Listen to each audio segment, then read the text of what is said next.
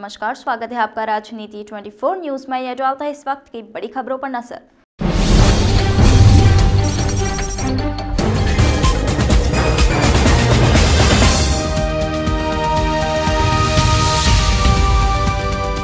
मध्य प्रदेश की आर्थिक राजधानी इंदौर लगातार ठगोरों का ठिकाना बनता जा रहा है।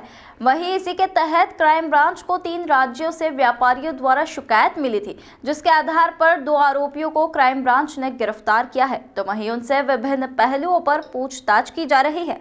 वहीं आने वाले दिनों में कई अन्य आरोपियों तक क्राइम ब्रांच टीम पहुंच सकती है।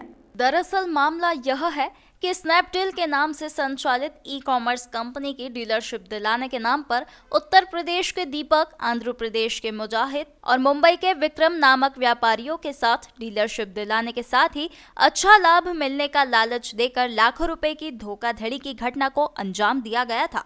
पूरे मामले में विभिन्न राज्यों में रहने वाले फरियादियों द्वारा ऑनलाइन शिकायत क्राइम ब्रांच को की गई थी, जिसके बाद क्राइम ब्रांच ने तमाम पहलुओं पर जांच पड़ताल करते हुए पहले राहुल राजा परमार नामक युवक को पकड़ा। उसके द्वारा बताया गया कि स्नैपडील लिमिटेड कंपनी की फ्रेंचाइजी दिलाने के नाम पर धोखाधड़ी की वारदात को अंजाम दिया जा रहा था।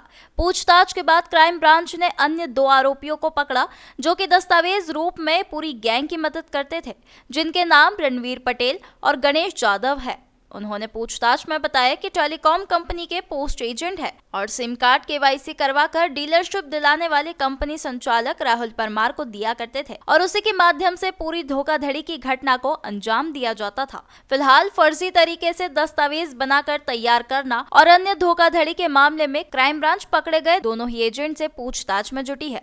इसी के साथ ही कई अन्य लोगों के भी सामने आने की संभावना है, लेकिन कहीं ना कहीं सवाल ये खड़ा होता है कि इंदौर शहर में लगातार फर्जी एडवाइजरी कंपनी, कॉल सेंटर सहित अन्य धोखाधड़ी से जुड़े ऑनलाइन धोखाधड़ी का गढ़ शहर बनता नजर आ रहा है। थाना क्राइम ब्रांच में एक एफआईआर रजिस्टर की गई थी, जिसमें कि स्नैपडील लिमिटेड कंपनी के नाम से एक इंदौर की एक कंपनी बताई जाकर और लोगों को उसकी डीलरशिप दिलाने के नाम पर से धोखाधड़ी की गई थी, जिसमें कि आंध्र प्रदेश के का आवेदक था, जिसमें कि यूपी का भी आवेदक था, यूपी में लखनऊ का और महाराष्ट्र और मुंबई के आवेदक थे। इनके द्वारा लगभग 1.5 लाख रुपए और कुल 1 लाख और कुल 50,000 3 लाख रुपए की लगभग टोटल धोखाधड़ी के मामले 3 अलग अलग आवेदकों द्वारा बताए गए थे कि इस तरह उनके साथ फ्रॉड किया जा रहा है। उनके द्वारा क्राइम ब्रांच इंदौर में संपर्क किया गया था। इस आधार पर केस रजिस्टर पूर्व में किया जाकर इसका जो मास्टरमाइंड था उसको गिरफ्तार कर लिया गया था, जो कि परदेशीपुर नंदानगर का था।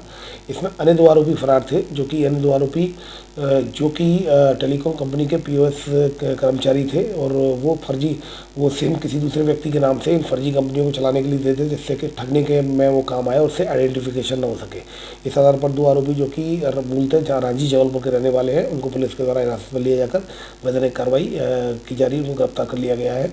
उनसे और पूछताछ की जा रही है। अन्य मामलों के भी खुलासा होने की संभावना है।